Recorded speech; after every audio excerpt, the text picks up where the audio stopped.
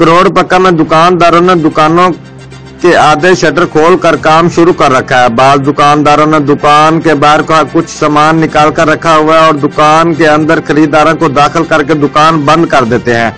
कुछ दुकानदारों ने मच्छरदानियां लगा रखी हैं। कुछ दुकानदारों ने दुकानों के बाहर फट्टे पर सामान लगाकर काम शुरू कर रखा है।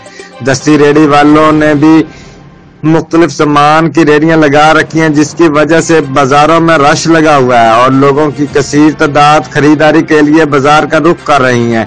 बाजार में कपड़े, जूते, सामान, मनियारी हर शय आम दस्तयाब है। इंतजामिया बराए नाम चक्कर लगाकर कार्रवाइयां डाल देती है।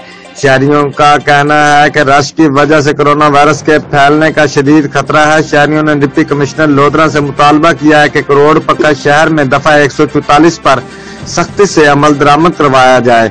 रिपोर्ट ब्यूरो चीफ अरशद भट्टी, जियो एक्सप्रेस न्यूज, लोधरा।